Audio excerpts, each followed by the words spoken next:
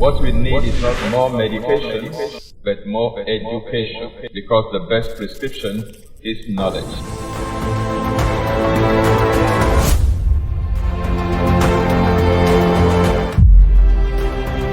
This is Exposé coming to you live from Lagos, Nigeria, every Monday on Instagram, YouTube, and Facebook simultaneously. And I'm your regular host, Akinyemi. Don't forget, what we need is not more medication, but more education, because the best prescription is knowledge. Hi, welcome to Exposé, brought to you by the Shepherd's Flock International Church. I'm honored to be your regular host, Tony Akinyemi. What we need is not more medication, but more education.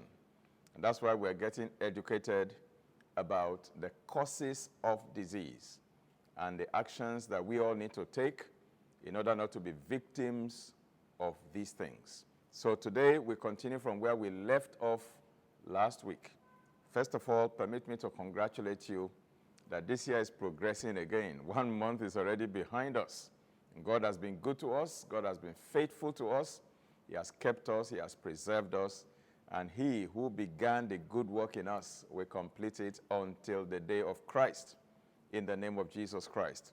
Now, I signed off last week by identifying about 6 or 7 different causes of deficiencies. Why is it that we still suffer deficiencies of certain nutrients despite the fact that we eat 3 times a day for the most part, breakfast, lunch, and supper? Why do we still have deficiencies?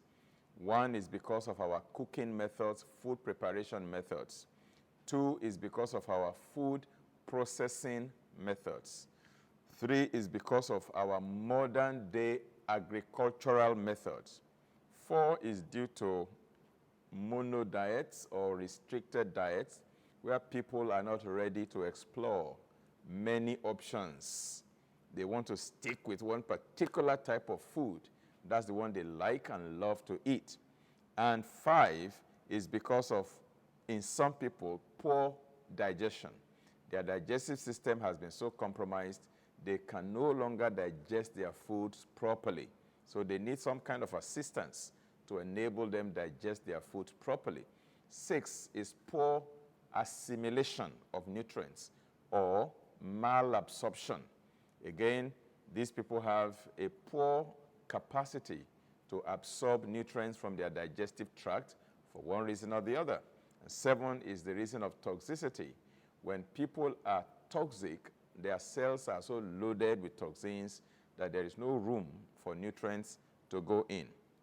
Now, today I want to start by looking at the impact of cooking on our food and how that may diminish or may reduce the amount of nutrients now left in the food by the time it arrives at the dining table. For example, I mentioned last week that many of the nutrients in our food are very delicate, and they are sensitive to heat. In particular, they are thermosensitive. So when you heat them unnecessarily, you actually destroy them. By the time you serve it on your plate in the dining table, the nutrients are no longer there. For example, ewedu, which is a kind of green vegetable, slimy vegetable in Nigeria, they call it jute in other parts of the world, J-U-T-E. It's a kind of green, leafy vegetable, very rich in folic acid, okay? But if you cook it inappropriately, where you heat it and heat it and heat it, and some people will even add potash because they want it to really be slimy. They enjoy it that way, okay? That already destroys most of the folic acid in that vegetable. Now, water-soluble vitamins are particularly thermosensitive, such that 97% of water-soluble vitamins are destroyed by the time your water reaches boiling point, 100 degrees Celsius, okay? Vitamin C is equally very sensitive to heat. All the B vitamins are very sensitive to heat. B1, B2, B3, B4, B5, B6, B7, B8, B9, and so on and so forth, B12, all of them are thermosensitive. So foods that are high in those water-soluble vitamins are better eaten raw so that you can preserve the vitamins. Now, somebody may want to ask me, you mean I can eat ewedu raw? Oh, yes, capital Y-E-S. You can actually blend it into a smoothie, ewedu smoothie, and drink it. It's very rich in mucilage, slimy, and that can actually soothe your digestive tract. All the water-soluble vitamins in there are very intact when you eat it that way. If you want to make it into the soup that we eat in this part of Nigeria, in this part of the world, particularly in Western Nigeria, then you can blend it and then you can just add boiling water to it and stir it, and that will just be enough. But when you do excessive heating and cooking, you actually damage it. 97% of water-soluble vitamins are destroyed at the boiling point of water. And that's why when you juice your orange, for example, your orange is rich in vitamin C, orange juice, and then you pasteurize that orange, the vitamin C natural to that orange has been destroyed due to pasteurization. It then has to be fortified with synthetic vitamin C, which is not the same as the natural vitamin C that came with the orange. The one synthesized in the lab and added to the orange will not do your body as much good. You might derive a little benefit, quite all right, but it won't be as potent as the one that came naturally with your orange and all the cofactors such as citrus bioflavonoids that accompany the ones in orange to make it a full vitamin C complex and not just a fraction of vitamin C.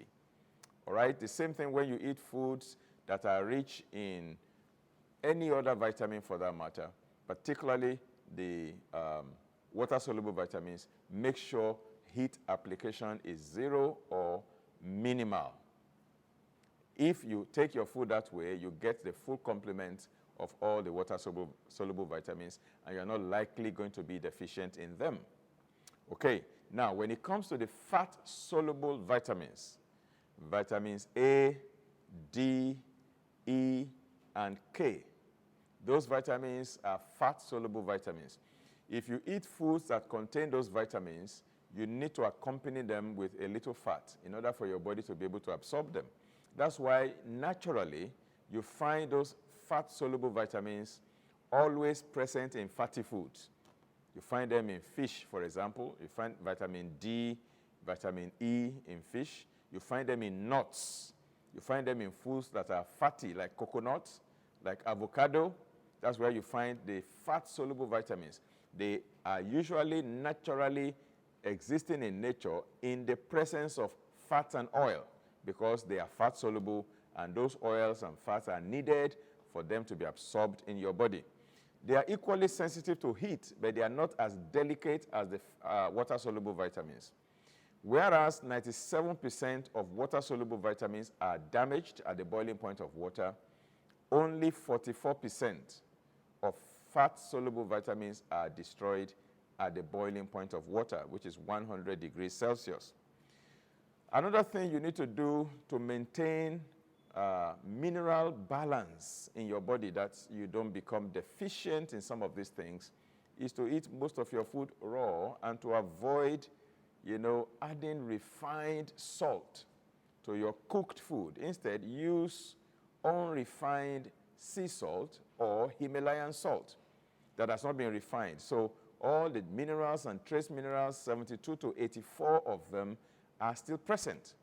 And there is no anti-caking agent added, which can cause all kinds of problems. If you remember my discussion of cardiovascular diseases, you will still remember what anti-caking agents can do to the endothelium, the inner layer of our blood vessels, creating injuries, and the body then uses cholesterol to plaster those injured locations, and that can lead to plaque buildup, thickening of blood vessels, and narrowing of those blood vessels, or probably clogging and blocking the entire blood vessel and causing all kinds of cardiovascular accidents.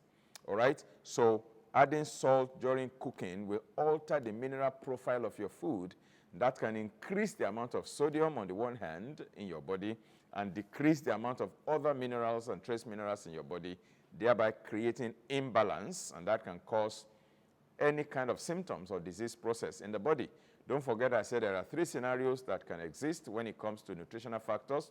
You can have a balance, you have adequate amounts in a balanced ratio, you can have excess of some nutrients, and you can have deficiency of some other nutrients, creating imbalance, and that can be a problem.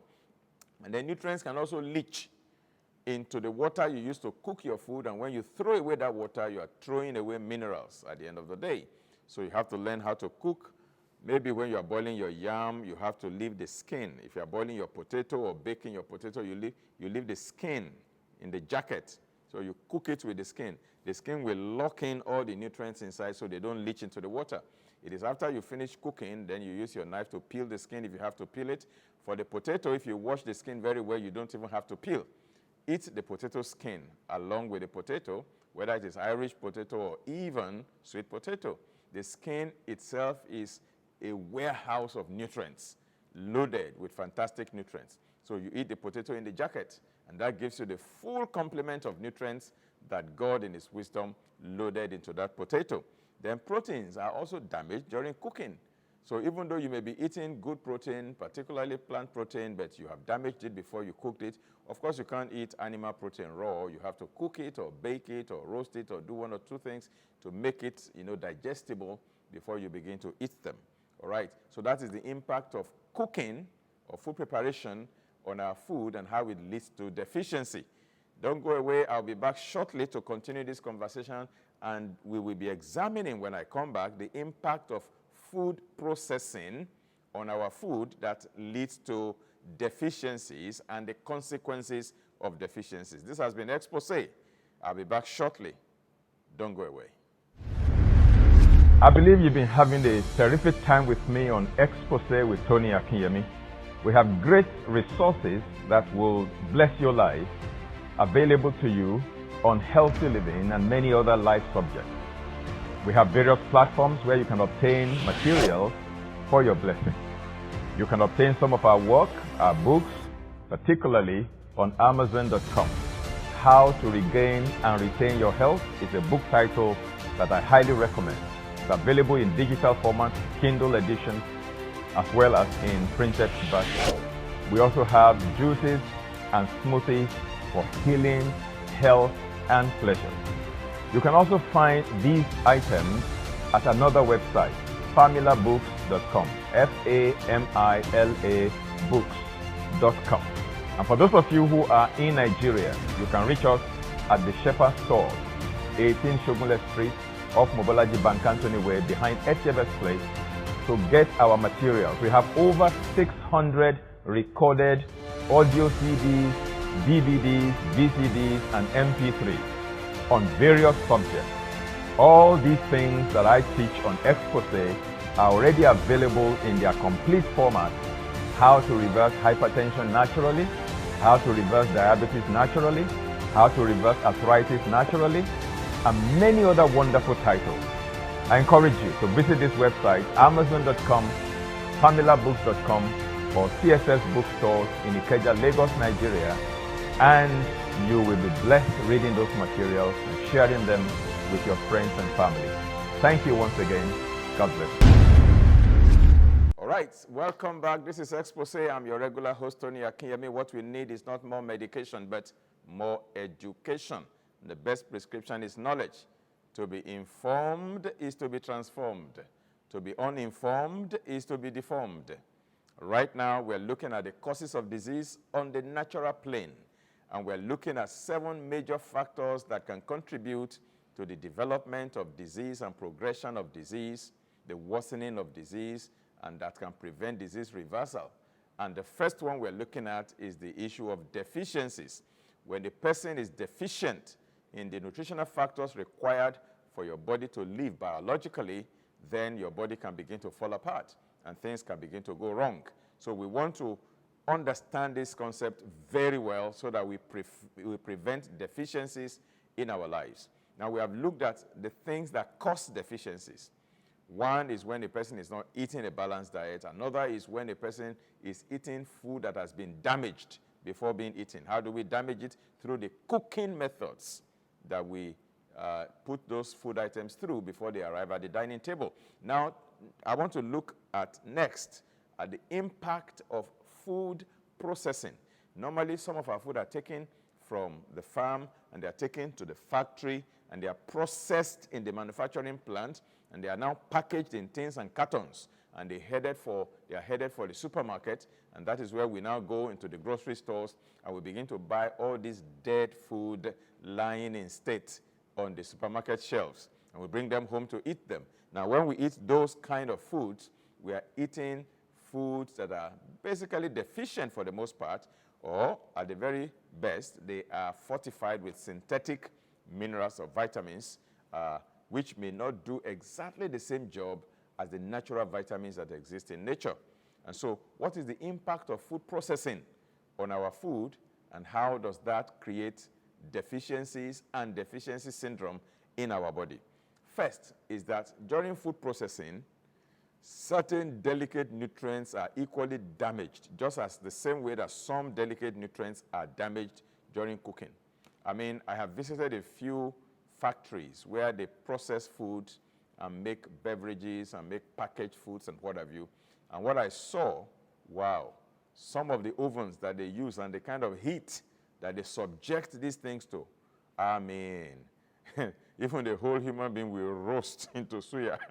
And now all these delicate proteins that are present in these things that are put in those ovens are damaged.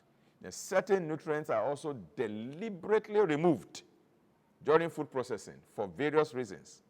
You know, either to extend the shelf life or to prevent the machines that they use in processing to get clogged up, or to increase palatability or whatever reason.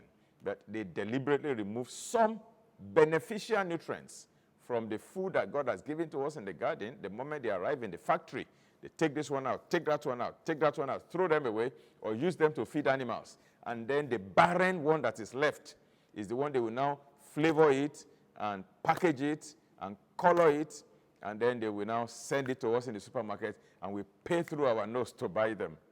Let me give you an example. Wheat, organic wheat, is a wonderful grain. Probably the most eaten grain on the planet today is wheat. Next in line is rice. Okay? Wheat is what they use to make white flour. They also use to make it whole wheat flour. And so most of the pastries that you see all over the world, there's almost no culture in the world where they don't eat wheat-based products, flour-based products. Wheat is probably the most consumed grain in the world. Rice comes second to wheat. And then there are many other grains out there. Now, so because wheat is so popular, there's almost no country in the world where you don't find wheat or flour-based products. How do they convert wheat into flour? They do that through a processing method in flour mills. First of all, they remove the wheat bran, because if you take the wheat, a grain of wheat, it's got several parts. The wheat bran is the outer coating, the jacket, very high in fiber. And God deliberately put the fiber there to help regularity and bowel movement, so that the fiber content of our food is good, so we are not constipated, so we don't retain food too long in our system. That's the work of one of the works of fiber. Fiber has two major types. You have soluble fiber and insoluble fiber. And one of the jobs of fiber is to absorb cholesterol in the digestive tract, absorb toxins in the digestive tract, and flush them out with our poo-poo, so those things don't enter into our bloodstream and circulate around the body. They are supposed to be like broom, intestinal broom, to sweep out things that are not good.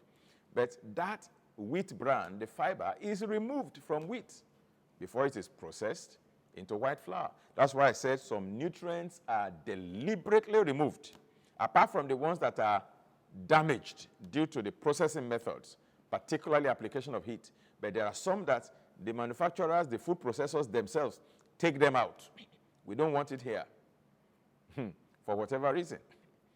The second thing in wheat, before it becomes flour, is the second part of the wheat that is very delicate and very important, very nutritious and very useful, is called the wheat germ.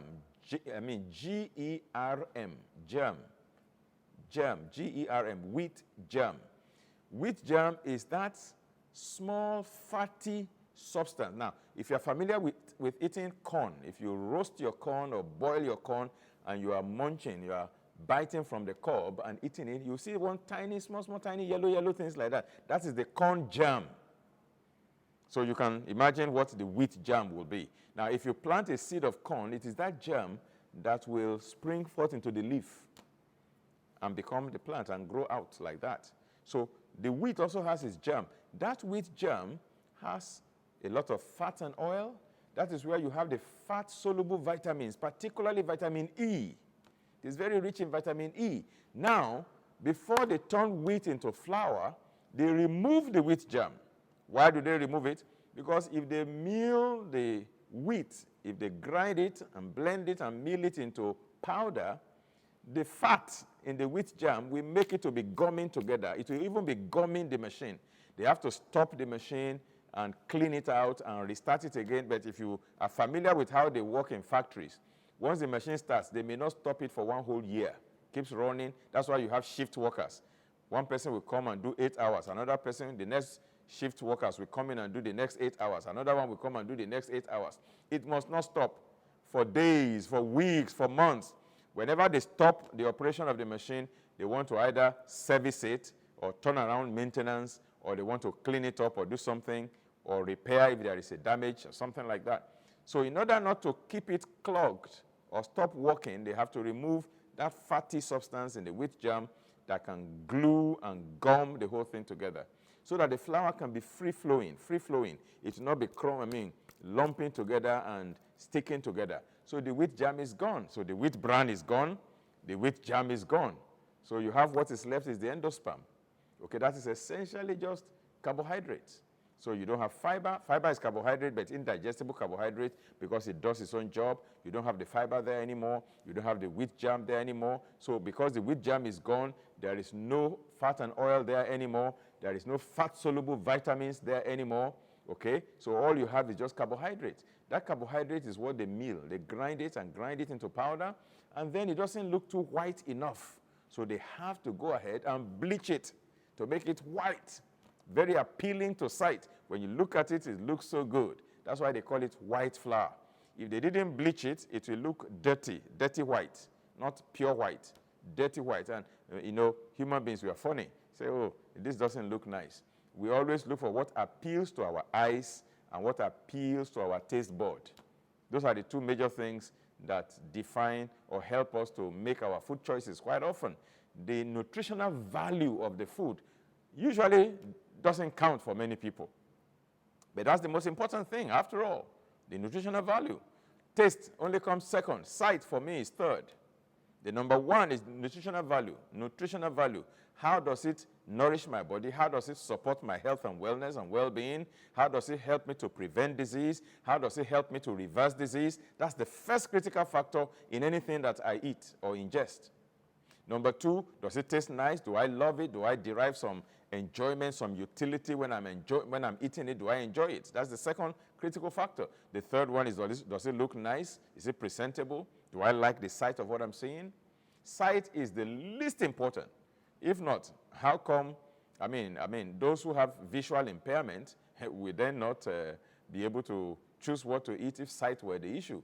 Sight has nothing to do with what's the quality of the food you eat or the nutritional value of the food that you eat. Of course, if it is appealing to sight, it's okay. There's nothing wrong with that, but that should not be your primary concern.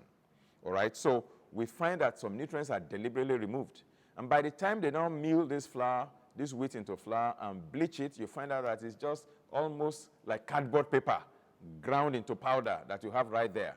And that's why globally, all over the world, governments now compel flour millers to at least fortify the flour. Add a little thing inside now so that those who are paying to buy these things can at least get some value for their money.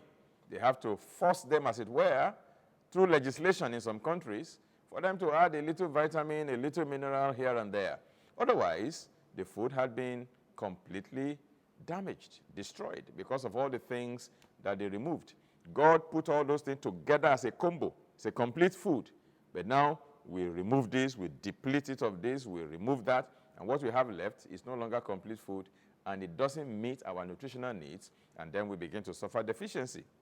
Number 3, in food processing, they also add certain things that are toxins, actually toxic to the body when they are processing, like chemical preservatives, artificial flavors, artificial colors, anti-caking agents, emulsifiers. All kinds of excipients are added to extend shelf life, to improve appearance, to improve taste. All these things bring toxic load into the body, okay? And then sometimes too much time elapses between the time the food is packaged and the time that you buy it in the supermarket and the time that you eventually eat it in your house. Sometimes 2 years, 3 years have elapsed. They call it longer shelf life. And one thing with nutrients is that the longer it stays, the more it deteriorates. When you get certain foods and you eat them immediately, you get optimum and maximum nutritional value. But if you delay for too long, the longer they stay, the more they deteriorate, with a few exceptions. There are a few exceptions. There are certain foods that the longer they stay, the better the quality, particularly fermented food and stuff like that. The longer the age, the better, okay? Like aged garlic, for example. The longer, the better. So those are the few exceptions. But generally speaking, fresh food, straight from the garden to the kitchen, offers the best array of nutrients that you can get. Don't go away. I'll be back to conclude this conversation today on deficiencies and the things that cause deficiencies and how to prevent them.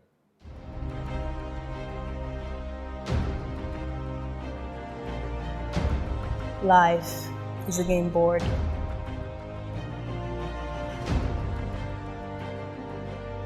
Time is your opponent. If you procrastinate, you will lose the game. You must make a move to be victorious.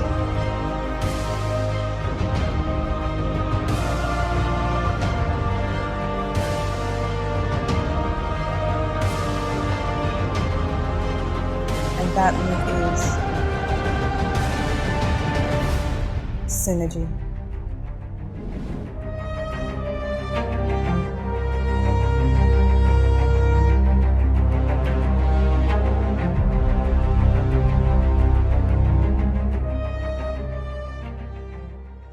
Welcome back. This is Exposé, brought to you by the Shepherd's Flock International Church, and I'm glad to be your regular host. Tony Akinyemi is my name. I'm the lead pastor of the Shepherd's Flock International Church. Now, let's talk about one good way to ensure that you are getting maximum nutrition from your food, and that is raw eating. Raw eating. In other words, eating most of your food raw. Now, when God packages your food and you harvest it in the garden, you bring it home, all you need to do is to clean it up and to combine them the best possible way, and eat it like that, raw. You get optimum nutrition. Now, of course, it's not every food that can be eaten raw. Some of them have to be cooked before you can eat them. If you eat them raw, they can actually cause you problems, or you may not be able to digest them. I mean, that's the exception. But what I mean by raw eating is that you must incorporate raw food into your diet. Raw food should constitute part of your menu. In fact, more than half of what you eat every day should be eaten raw. The starting point is 50-50. What I mean by that is at least half of everything you eat in a day must be raw, and the other half cooked. That's 50-50. 50% raw food, 50% cooked food. And as time goes on, particularly as you get older, I expect you to start increasing the percentage of raw food and decreasing the percentage of cooked food.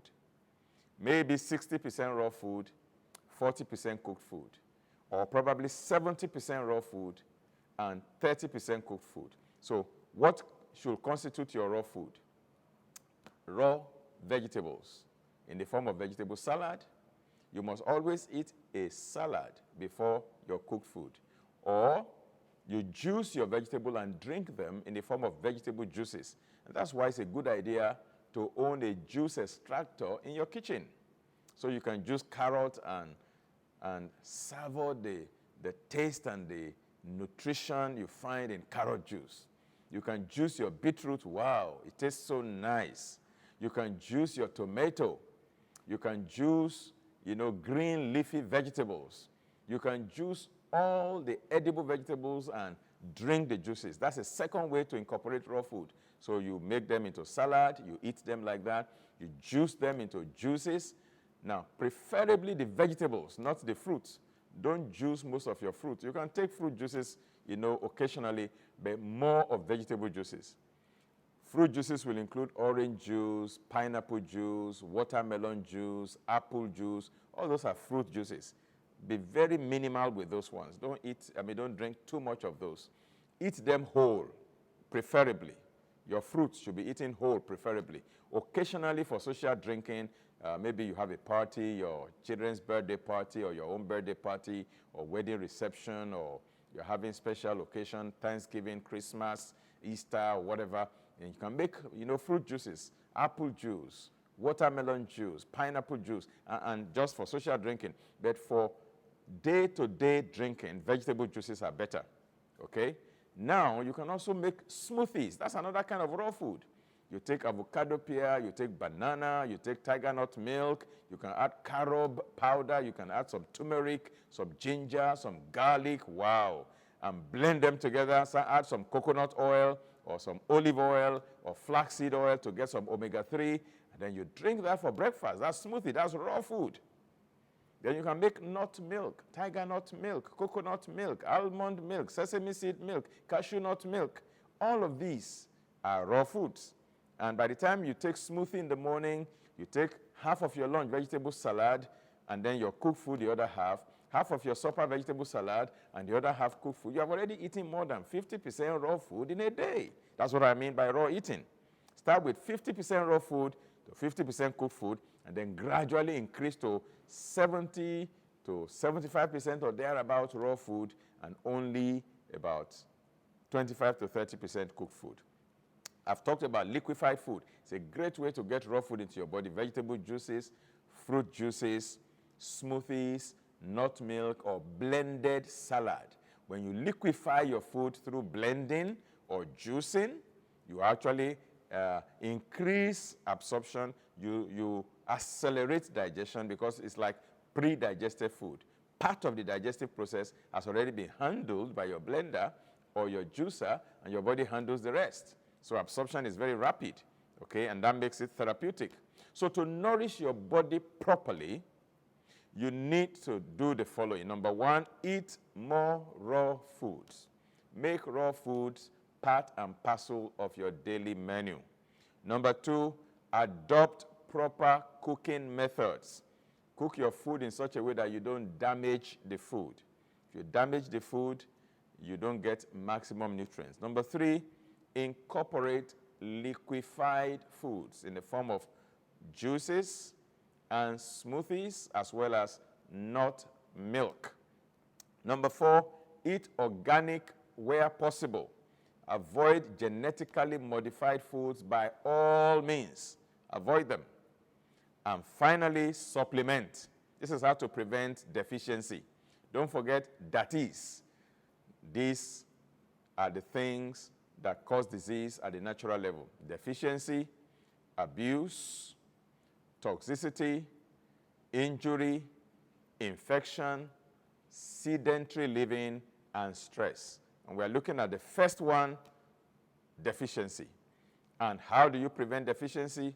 Eat more raw foods, adopt proper cooking methods and food processing method, incorporate liquefied food, blended salad, vegetable juices, smoothies, nut milk, and make sure you eat organic as much as possible, and use supplements wisely, particularly supplements like vitamin B complex or B12, B6 folic acid, vitamin D3, vitamin C, zinc, essential fatty acids like omega-3, and some form of probiotics.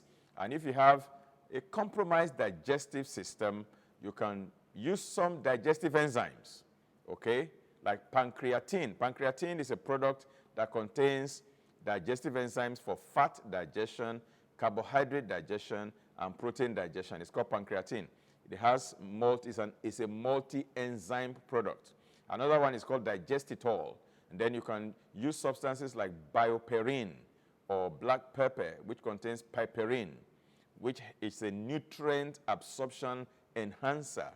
And you can also take fiber if you think that you don't have enough fiber, so that everything goes on well. Once you prevent deficiency, there is a whole category of diseases that you have eliminated from your life by preventing deficiencies.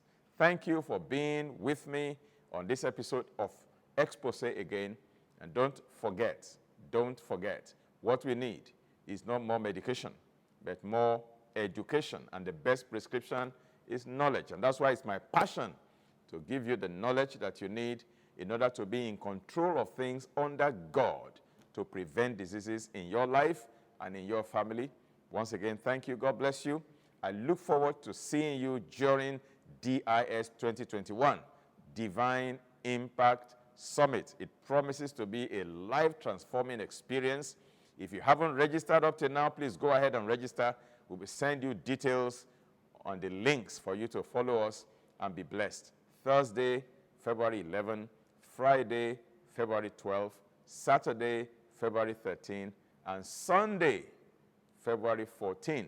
That is the grand finale. It's going to be phenomenal. God bless you. What we need is not more medication, but more education, because the best prescription is knowledge.